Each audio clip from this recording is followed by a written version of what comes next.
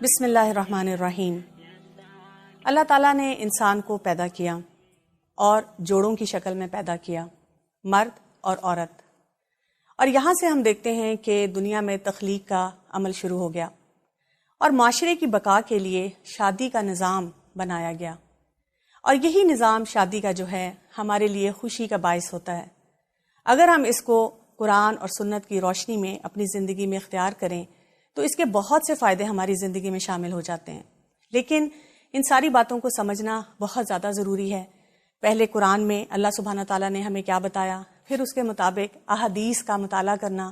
اور پھر یہ بھی دیکھنا کہ آج کل کی سوسائٹی میں رہتے ہوئے ہم ان تمام چیزوں کو اپنے اندر شامل کیسے کریں، اپنی زندگی میں کیسے لے کے آ سکیں۔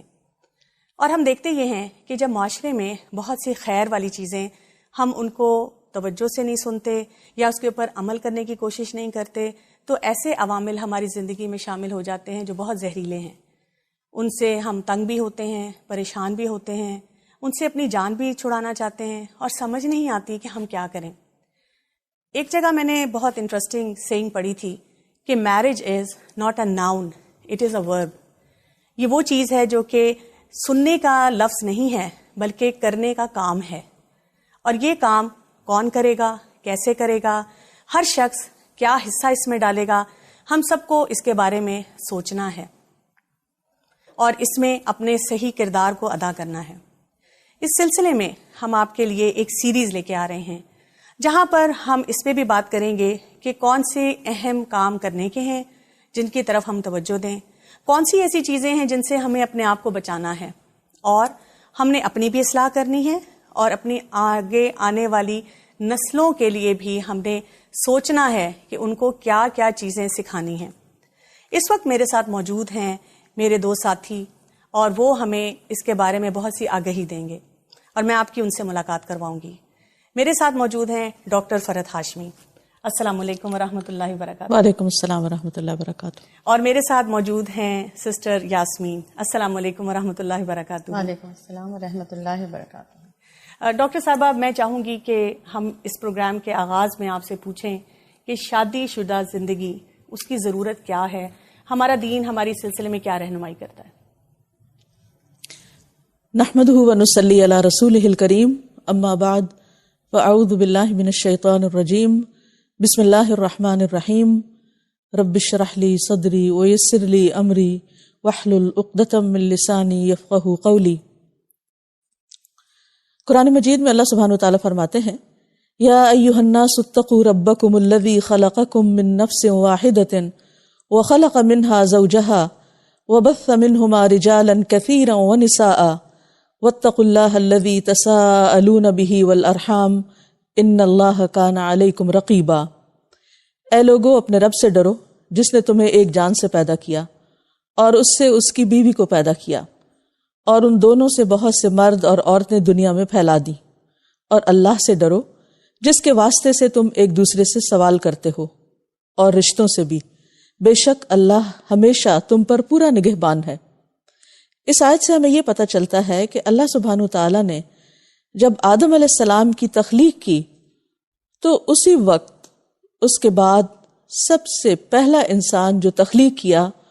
وہ ان کا جوڑا یعنی ان کی بیوی تھی، حوا علیہ السلام۔ اس طرح نسل انسانی کا آغاز ہوا۔ اس سے ہمیں پتہ چلتا ہے کہ شادی کا جو انسٹیٹیوشن ہے یا شادی کا جو رشتہ ہے یا مرد اور عورت کے درمیان جو ایک جائز اور حلال رشتہ ہے وہ شادی کا ہی ہے۔ اور جب انہیں اللہ تعالیٰ نے جنت میں بسایا تو اس وقت بھی فرمایا، قلنا یا آدم اسکن انت وزوجک الجنہ، کہ ہم نے کہا اے آدم تم اور تمہاری بیوی جنت میں رہو۔ اگر ہم دیکھیں تو انسان کے علاوہ باقی بھی جتنی مخلوقات ہیں ان کو بھی اللہ تعالیٰ نے جوڑوں میں پیدا کیا، نہ صرف یہ کہ جانوروں کو بلکہ دیگر مخلوقات کو بھی۔ اور یہ چیز بالکل ایک فطری سی چیز ہے کہ انسان کے لیے تنہا زندگی سے زیادہ پروڈکٹیو اور اہم اور مفید اور خوشگوار زندگی اس وقت ہو سکتی ہے جب وہ ایک جوڑے کی شکل میں کام کرتا ہے۔ اللہ تعالیٰ فرماتے ہیں کہ وہ آسمانوں اور زمین کا پیدا کرنے والا ہے، اس نے تمہارے لیے تمہارے نفسوں سے جوڑے بنائے اور جانوروں سے بھی جوڑے بنائے، وہ تمہیں اس جہان میں پھیلاتا ہے، یعنی اللہ تعالیٰ نے نہ صرف یہ کہ انسانوں میں بلکہ جانوروں میں بھی یہ عمل پیدا کیا. پھر یہ کہ جوڑے کا جو کانسیپٹ ایک انسان کے لیے رکھا اس کو نکاح کے رشتے میں باندھا گیا، یعنی نکاح کرنا ضروری قرار دیا گیا. نہ صرف یہ کہ عام انسانوں کے لیے بلکہ انبیاء کے لیے بھی، یعنی شادی کو انبیاء کی سنت قرار دیا گیا. قرآن پاک میں اللہ تعالیٰ فرماتے ہیں وَلَقَدْ أَرْسَلْنَا رُسُلًا مِّن قَبْلِكَ وَجَعَلْنَا لَهُمْ أَزْوَاجًا وَذُرِّيَّةً، بے شک ہم نے آپ سے پہلے جو رسول بھیجے ان کے لیے بیویاں اور بچے بنائے. نبی صلی اللہ علیہ وسلم نے بھی نکاح کو اپنی سنت قرار دیا، النکاح من سنتی، کہ نکاح میری سنت ہے اور جو میری سنت پر عمل نہیں کرتا وہ مجھ سے نہیں. شادی ایمان کی تکمیل کا ذریعہ ہے. آپ صلی اللہ علیہ وسلم نے فرمایا کہ جب کوئی شخص نکاح کر لیتا ہے تو وہ اپنا دین، آدھا دین مکمل کر لیتا ہے، لہٰذا اسے چاہیے کہ باقی آدھے دین کے بارے میں اللہ سے ڈرتا رہے. رسول اللہ صلی اللہ علیہ وسلم نے یہ بھی فرمایا کہ جو شخص اللہ کے لیے کچھ دے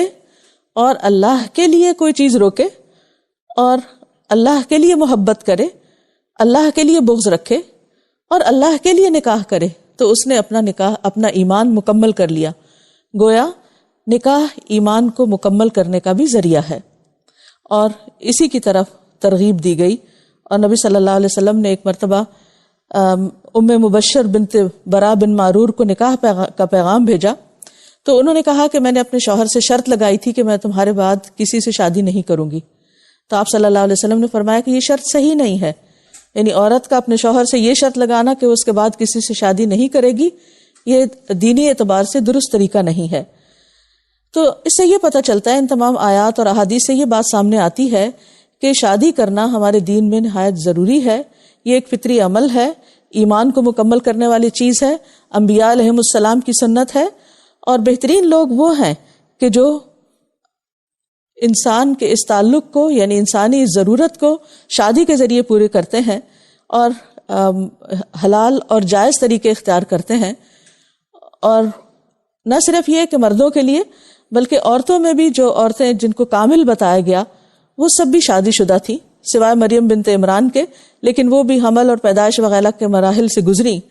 تو ایک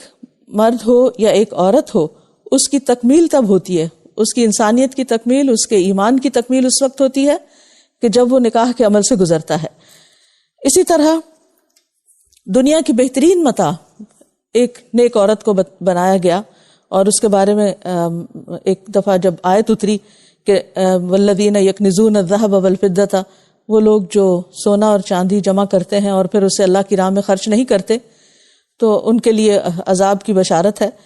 تو صحابہ نے جب یہ آیت سنی تو آپ نے عرض کیا کہ اللہ کے رسول صلی اللہ علیہ وسلم،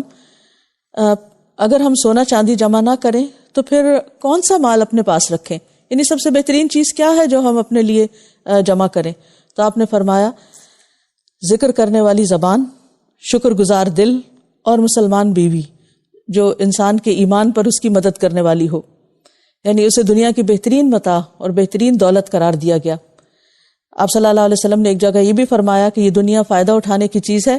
اور اس میں سب سے بہترین متاع نیک عورت ہے. اور نکاح کرنے کو باعث اجر قرار دیا گیا. نکاح نہ کرنا، تبتل کی زندگی اختیار کرنا، رہبانیت کی زندگی اختیار کرنا، اس کو ناپسندیدہ قرار دیا گیا. حضرت عائشہ کہتی ہیں کہ رسول اللہ صلی اللہ علیہ وسلم نے ترک نکاح کی ممانعت فرمائی ہے. پھر اسی طرح حضرت انس سے مروی ہے کہ آپ صلی اللہ علیہ وسلم نکاح کرنے کا حکم دیا کرتے تھے اور جو اس سے منہ پھیرتا اس کے لیے ناراضگی کا اظہار کیا کرتے تھے. اور آپ فرماتے کہ محبت کرنے والی اور بچے پیدا کرنے والی عورت سے شادی کیا کرو، کیونکہ میں قیامت کے دن دیگر انبیاء پر تمہاری کثرت کی وجہ سے فخر کروں گا. پھر اسی طرح یہ بھی ہے کہ شادی نہ کرنے والا نبی صلی اللہ علیہ وسلم کی سنت اور آپ کے طریقے سے منہ موڑنے والا ہے.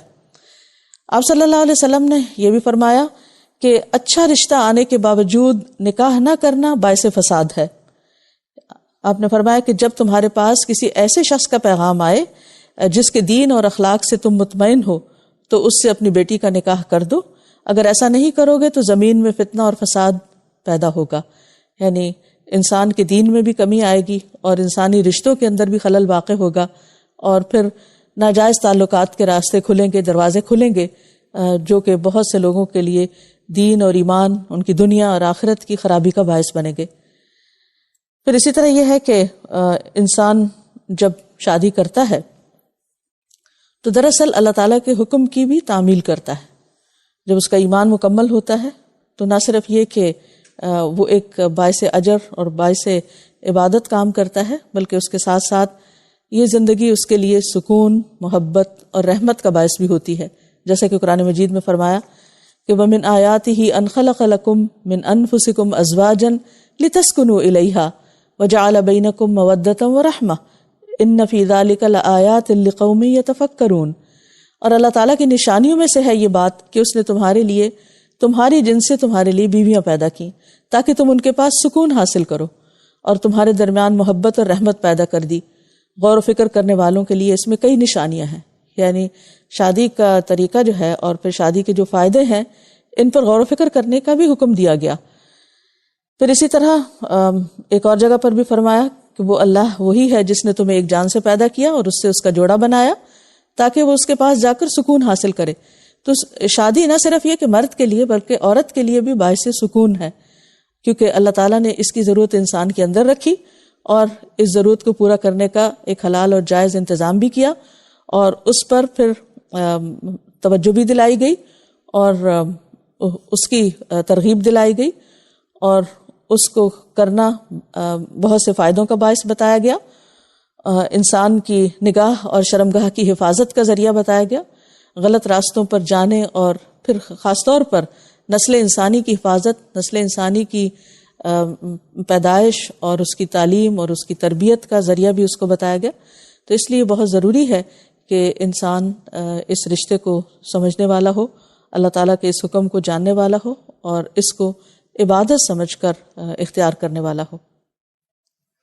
جزاک اللہ خیرن، آپ نے بہت اچھے طریقے سے ہمیں یہ بتایا۔ میں آپ سے یہاں پہ یہ پوچھنا چاہوں گی کہ ہماری جو بزرگ تھے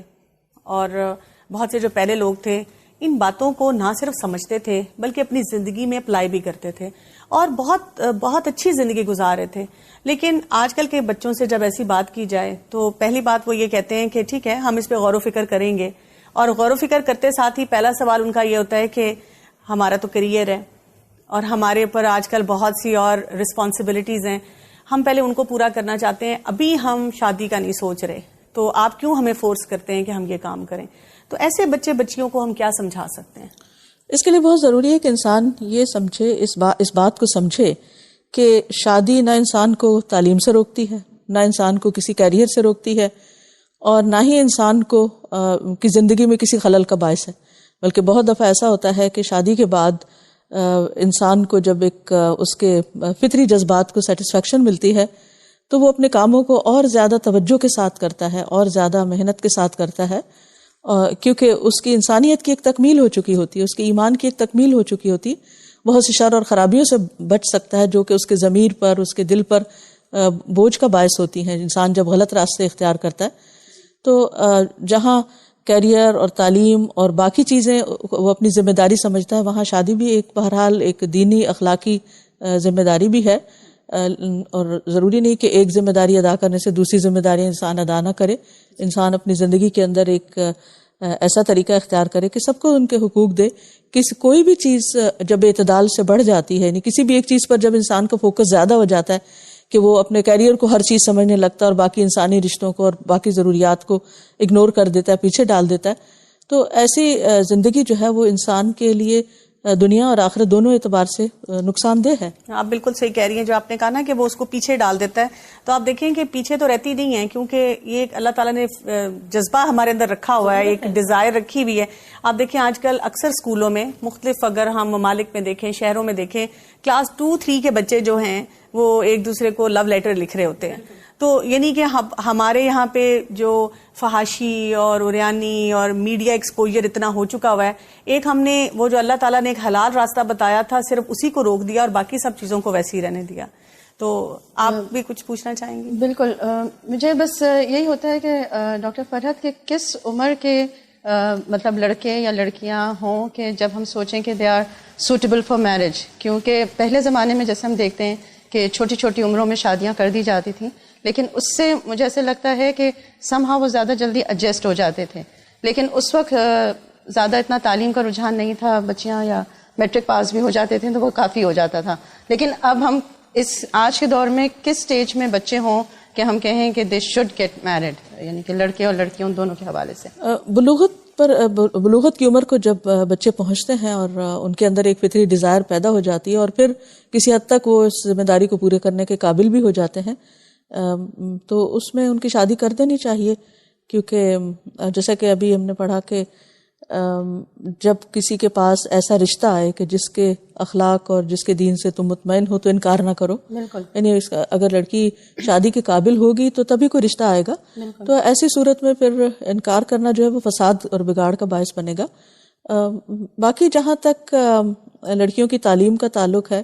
تو اس میں شادی کے بعد بھی تعلیم جاری رکھی جا سکتی ہے.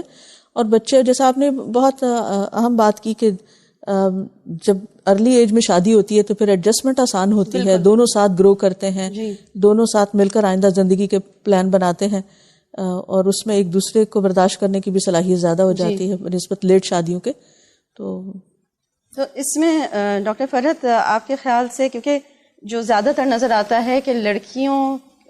یعنی کہ لڑکیوں کی مائیں جو ہیں وہ زیادہ فکر کر رہی ہوتی ہیں بنسبت لڑکے کی ماؤں کے، وہ سم ہاؤ لڑکوں کی ماں جو ہوتی ہے وہ زیادہ اس چیز میں ہوتی ہے کہ پہلے بچے اپنے پاؤں پہ کھڑے ہو جائیں. تو اس میں پھر وہ تقریباً 30 سال تک ہو جاتے ہیں اپنے پاؤں پہ کھڑے ہوتے ہیں، 30-32 سال کے جب ہوتے ہیں، اور پھر اس وقت جب وہ لڑکیوں کو تلاش کرتی ہیں تو 20-22 کی بچیاں جیسے پسند کرتی ہیں تو کافی ایج گروپ آ جاتا ہے. تو اس میں مجھے یعنی کہ ہوتا ہے کہ کیا ایسا نہیں ہونا چاہیے کہ لڑکے کی ماؤں کو کہ when they are 24-25 اور اگر ان کے گھر والے اس قابل ہیں کہ بچوں کو سپورٹ کر سکیں تو ان کی اس ایج میں شادی کرا دینی چاہیے؟ بالکل کرا دینی چاہیے، کیونکہ اگر ایک لڑکا شادی کی عمر کو پہنچ چکا ہے اور پھر والدین اس کی شادی نہیں کرتے اور وہ کسی غلط کام میں پڑ جاتا ہے تو اس کا گناہ بھی اس لڑکے کو تو ہوگا ہی، لیکن اس کے والدین کو بھی ہوگا. بالکل. اس لیے ہمارا دین جو ہے وہ ہمیں جو ہماری رہنمائی کرتا ہے وہ ہمارے لیے ہر چیز سے زیادہ قیمتی ہے. اور ایک مسلمان جب کسی بھی چیز کے بارے میں سوچتا ہے تو صرف دنیا کو سامنے رکھ کے نہیں سوچتا کہ دنیاوی اعتبار سے ایک لڑکا کتنا پرفیکٹ ہو چکا ہے اور کتنی عیش و عشرت، یعنی بنیادی ضروریات تک بھی ہم نہیں رہتے، بلکہ یہاں تک دیکھتے ہیں کہ کتنی عیش و عشرت وہ آنے والی لڑکی کو یا اپنے گھر کو فراہم کر سکتا ہے. تو اور اس کے لیے پھر شادی کو ڈیلے کرتے جانا، اور پھر بعض اوقات صرف رشتہ داروں کو اکٹھا کرنے پر سالوں گزر جاتے ہیں. وہ فلاں امریکہ سے آئے گا اور فلاں آسٹریلیا سے آئے گا تو پھر شادی ہوگی، اور تاخیر پہ تاخیر کرتے چلے جاتے ہیں. تو یہ ساری چیزیں ہم نے صرف ایک دنیاوی سوچ کے تحت، یہ صرف دنیا کو پرفیکٹ بنانے کے لیے اور شادی کو ایک انوکھی سی چیز بنانے کے لیے رکھی ہوئی ہیں، جن کا ہمارے دین سے کوئی تعلق نہیں ہے. مومن کی ہر بات آخرت کو سامنے رکھ کر ہوتی ہے، اور وہ اس کا ہر ڈیسیژن اپنی آخرت کے کو مد نظر رکھ کے ہوتا ہے کہ اس چیز کا فائدہ مجھے وہاں کیا ہوگا، اور اگر میں اس کام سے، اس حکم سے انحراف برتتا ہوں یا اعراض کرتا ہوں تو اس کا نقصان مجھے آخرت میں کیا ہوگا. اس کو سوچنا بے حد ضروری ہے، صرف دنیا کو سامنے رکھنا کافی نہیں. اور اسی وجہ سے دیکھتی ہوں کہ جتنی شادیاں تاخیر سے ہو رہی ہیں اتنے ہی مسائل بڑھتے چلے جا رہے ہیں. دیکھیں چیٹنگ سے بہت سی مائیں تنگ ہیں کہ ہمارے لڑکے چیٹنگ کرتے رہتے ہیں، تو اگر آپ ان کو گھر میں ایک حلال طریقے سے دے دیں گے چیٹ کرنے کے لیے کوئی، تو ان کے مسائل حل ہو جاتے ہیں اس طرح. اچھا، ایک اور مسئلہ جو بہت بڑا آتا ہے وہ یہ ہے کہ کئی دفعہ ہمارے بچے، ہم نے ان کو جن چیزوں میں انڈیپینڈنٹ کرنا چاہیے تھا یا جہاں ان کو ذمہ داری کا احساس دینا چاہیے تھا وہاں تو دیا نہیں، لیکن اس چیز میں ہم نے اتنا ان کو انڈیپینڈنٹ کر دیا کہ وہ کہتے ہیں کہ ہم اتنی اچھے لائف سٹائل میں رہ رہے ہیں، ہم پہ کوئی پابندی نہیں، ہم آرام سے اپنی جاب کر رہے ہیں، پڑھائی کر رہے ہیں یا جو بھی لائف سٹائل گزار رہے ہیں، ہم کیوں ذمہ داری لیں؟ شادی کر لی تو روک ٹوک ہوگی اور بہت سے کام سنبھالنے پڑیں گے، پھر بچے ہو جائیں گے، پھر ان کی ذمہ داریوں کا بوجھ آ جائے گا. تو یہ بھی ایک سوچ جو ہے وہ بہت زیادہ ہمارے لیے پرابلم بنتی جا رہی ہے. اس کو کیسے ایڈریس کریں؟ اس میں آپ دیکھیے کہ اگر انسان یہ سمجھتا ہے کہ شادی نہ کر کے وہ آزاد ہے تو حقیقت میں وہ پھر بھی آزاد نہیں ہے. ایک مومن کی زندگی جو ہے، جیسے حدیث میں بھی آتا ہے کہ الدنیا سجن للمومن، دنیا مومن کے لیے قید خانے کی طرح ہے. دنیا میں رہتے ہوئے اسے بہرحال کچھ نہ کچھ اپنی ذمہ داریاں ادا کرنی ہیں، اگر وہ ایک طرح سے نہیں تو دوسری طرح سے، اور ہر شخص اپنے اعمال کا ذمہ دار بھی ہے. اگر انسان یہ سوچے کہ وہ جو کچھ کر رہا ہے مثلاً شادی کے بعد جو ذمہ داری وہ نبھا رہا ہے، اپنی بیوی پر خرچ کر رہا ہے یا اپنے بچوں پر خرچ کر رہا ہے، تو اس کے لیے اس کو کتنا زیادہ اجر و ثواب ہے. مثلاً حدیث میں آتا ہے کہ 1 دینار تم اپنے اوپر خرچ کرتے ہو اور 1 دینار جو ہے وہ تم گھر والوں پر خرچ کرتے ہو، تو جو دینار انسان اپنے گھر والوں پہ خرچ کرتا ہے اس کا بہت زیادہ اجر و ثواب ہے اور وہ اس کے لیے صدقہ ہے. مثلاً ایک حدیث میں آتا ہے کہ ایک شوہر اپنی بیوی کے منہ میں اگر ایک لقمہ ڈالتا ہے تو وہ لقمہ بھی اس کے لیے ایک صدقہ ہے، یعنی اس کا بھی اس کو اجر و ثواب ملے گا. یعنی دوسرے لفظوں میں شادی جو ہے انسان کے لیے آخرت کے اجر و ثواب کے کمانے کا ذریعہ ہے. پھر اسی طرح ایک اور حدیث سے ہمیں یہ پتہ چلتا ہے کہ جو ازدواجی تعلق ہے شوہر اور بیوی کا، یہ بھی ایک اجر و ثواب کا باعث ہے. یعنی ہر چیز عبادت بن جاتی ہے. یعنی صرف نماز پڑھنا ہی عبادت نہیں ہے، صرف ایک کیریئر کو بہت اچھا لے جانے کے لیے اپنی ہر چیز کو ترک کر دینا ہی آپ کے لیے فائدے کی چیز نہیں ہے، بلکہ جب آپ ان ذمہ داریوں کو نبھاتے ہیں تو اگرچہ یہ بالکل ایک دنیاوی عمل ہے لیکن یہ بھی آپ کے لیے اجر و ثواب کا باعث ہے. پھر جو آپ کی اولاد پیدا ہوتی ہے وہ آپ کے لیے صدقہ جاریہ بنتی ہے. 3 چیزیں انسان کو مرنے کے بعد فائدہ دیتی ہیں، جن میں سے ایک چیز اس کی اولاد ہے. اگر انسان دنیا میں اپنے پیچھے کوئی اولاد ہی نہیں چھوڑ کے جاتا تو اس کے لیے کون دعا کرے گا؟ ایک حدیث سے پتہ چلتا ہے کہ ایک شخص کا درجہ جنت میں بڑھا دیا جاتا ہے، تو وہ پوچھتا ہے کہ یا رب یہ کیسے؟ تو اس کو بتایا جاتا ہے کہ یہ تمہارے بچے کی دعا کی وجہ سے، اس کی استغفار کی وجہ سے تمہارے درجات بلند ہوئے ہیں. یعنی شادی کے جہاں دنیاوی فائدے ہیں وہاں اخروی فائدے بھی بہت زیادہ ہیں. اور اگر انسان بہت لیٹ ایج میں شادی کرتا ہے اور پھر بچے پیدا ہوتے ہیں تو بعض اوقات ان کی صحیح تعلیم و تربیت نہیں کر پاتا، پھر ان کی آگے شادی اور ان کی ذمہ داریاں ادا کرنے کے قابل نہیں رہتا، وہ دوسروں کے لیے ایک بوجھ ہو جاتے ہیں. تو ان ساری چیزوں کو سامنے رکھ کر انسان کو اپنی ذمہ داریوں سے فرار حاصل نہیں کرنا چاہیے، کیونکہ وہ فرار حاصل کر کے کہیں کسی انجام کو نہیں پہنچ سکتا ہے کہ وہ پھر واقعی اس کو فرار ہے یا آزادی ہے یا وہ اس کی کوئی پوچھ نہیں ہے. ایسی زندگی کے بارے میں بھی سوال ہوگا. مجھے لگتا ہے ٹی وی بھی بند کرنے چاہیے، کیونکہ ٹی وی پہ جو ڈرامے آتے ہیں ان میں وہ اتنے لڑائی جھگڑے دکھاتے ہیں کہ جو دیکھتا ہے وہ سوچتا ہوگا کہ پتہ نہیں شادی کر کے کیا مشکلات آ رہی ہیں. یعنی کہ وہ خوشی اور وہ جو ایک سکون ہے جیسے آپ نے بتایا، وہ تو مجھے لگتا ہے پریکٹیکلی بھی آج کل بچوں کو شاید رول ماڈلنگ میں نظر نہیں آ رہا. اور پھر یہ ہے کہ وہ ایکسپوجر بھی ایسے ہو رہے ہیں. اصل میں ہمارے ہاں حلال کو مشکل کر دیا گیا اور حرام اس کی تصویر ایسی پیش کی گئی کہ لوگوں کے لیے خوف کا باعث ہے، اور حرام کو خوبصورت بنا کے پیش کیا گیا. جتنے بھی حرام ریلیشن شپس، بالکل حرام ریلیشن شپس جو ہیں ان کے اندر اٹریکشن دکھائی جا رہی ہے اور وہ آسان بھی ہیں، ایزیلی اویلیبل بھی ہیں، اور جو حلال ہے اس کو مشکل سے مشکل بنا دی. خود شادی کے لیے ایسی شرطیں رکھ دی گئیں اور پھر شادی کے انتظامات اور شادی کے بعد کے کاموں، ان سب چیزوں کو ایک مصیبت اور مشکل بنا کے پیش کیا جاتا ہے. اور معاشرے میں جو رسم و رواج پھیلے ہوئے ہیں ان کی وجہ سے واقعی یہ چیزیں مشکل بھی ہو گئی ہیں. تو ہمیں اس پر ضرور غور کرنا ہوگا کہ بحیثیت ایک امت مسلمہ کے فرد کی حیثیت سے، اللہ کے بندے ہونے کی حیثیت سے ہماری ذمہ داری اس معاملے میں کیا ہے اور ہمیں کن اصلاحات کی ضرورت ہے کہ ہم آخرت کے حساب کتاب سے بھی اور جواب دہی سے بھی بچ سکیں. ایک اور ڈاکٹر فرحت یہ چیز ہوتی ہے کہ جو لڑکیوں کی مائیں ہیں، جب وہ بہت کہتی ہیں کہ ہاں ہمیں رشتہ دکھائیں، لیکن جب کوئی رشتہ آتا ہے تو اس وقت وہ چھوٹی چھوٹی باتوں پہ انکار کر دیتے ہیں. اور اس وقت یعنی کہ اگر وہ بچہ اپنے پاؤں پہ نہیں کھڑا یا وہ پڑھ رہا ہے یا اس کے اندر اس کے کریئر میں 1 سال یا 2 سال ہیں تو وہ کہتے ہیں کہ ابھی ہم اپنی بچوں کی شادیاں نہیں کرائیں گے. تو اس پہ آپ ذرا کہیں کہ کیا خیال ہے کہ ماؤں کا جو کردار ہے لڑکی کی ماؤں کا، کیونکہ وہ ان کو بھی ایک یعنی کہ کمپرومائز کریں گی تو بچوں کی شادیاں ہوں گی نا. اصل میں ہم یہ سمجھتے ہیں کہ ظاہر پرست بہت ہو گئے ہیں. ہم سمجھتے ہیں جو چیزیں ہمیں بظاہر فائدے کی نظر آ رہی ہیں شاید وہ ان دا لانگ رن وہی ہمارے فائدے کی ہوں. بہت دفعہ ایسا ہوتا ہے کہ ابتدا میں بچے ایک بہت ہی ہمبل بگننگ کرتے ہیں اپنی لائف کی، لیکن بعد میں گرو کرتے کرتے بہت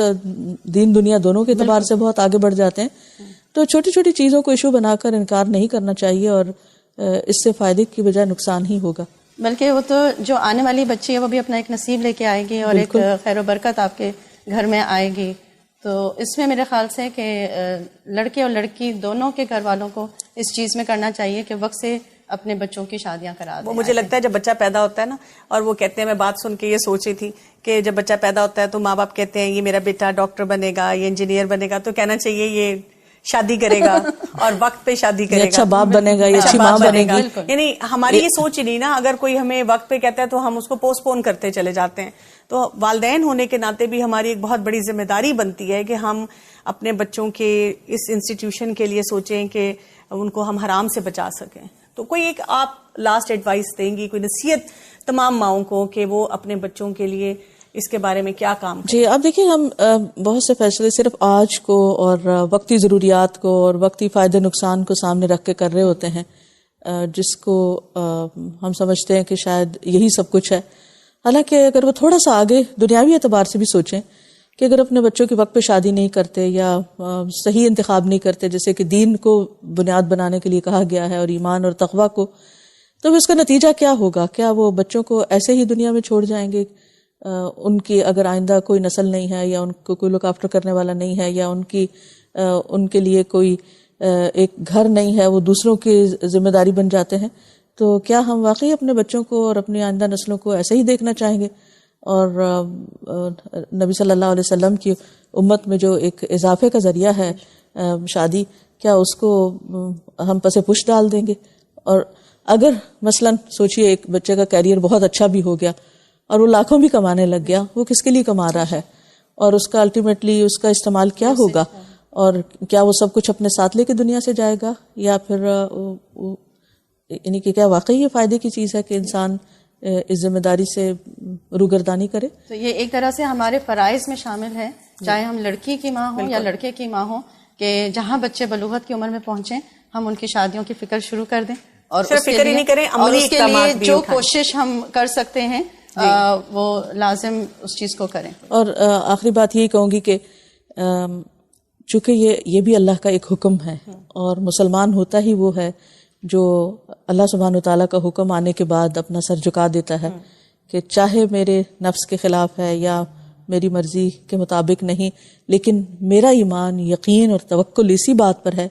کہ یہی میرے لیے فائدے کی چیز ہے جو میرے رب نے مجھے کہہ دی ہے. بالکل, جزاک اللہ خیر, بہت بہت شکریہ آپ دونوں کا. تو ناظرین, ایک اہم چیز جو ہمیں سمجھ آئی ہے کیا کہ ہمارے رب نے ہمیں حکم دیا ہے, اور اس ذمہ داری کے احساس کو ہم نے اپنے اندر بہت پختہ کرنا ہے.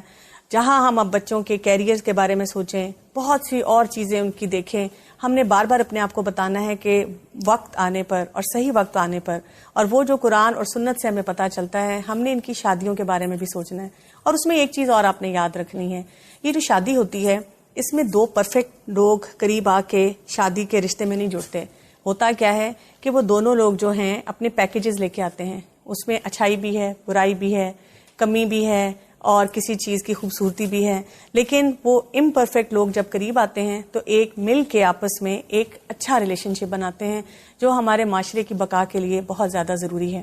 السلام علیکم ورحمۃ اللہ وبرکاتہ. سنت کی روشنی میں کہ یہ حقوق اور فرائض کیا ہیں, مرد کو کیا کرنا ہے, عورت کو کیا کرنا ہے. جیسے مرد اگر ایک بادشاہ ہے تو عورت ایک ملکہ ہے گھر کی. رسول اللہ صلی اللہ علیہ وسلم نے فرمایا, آدمی کو ہلاک کرنے کے لیے اتنا ہی گناہ کافی ہے کہ جس کا خرچ اس کے ذمے ہے اسے خرچ نہ دے. مجھے کو فرائض والا لیکچر بہت اچھا لگتا ہے, اس لیے کہ اس میں سے ہم نے کرنا ہوتا ہے پک اینڈ چوز. ہم سے یہ نہیں پوچھا جائے گا کہ دوسرے نے تمہیں کیا نہیں دیا,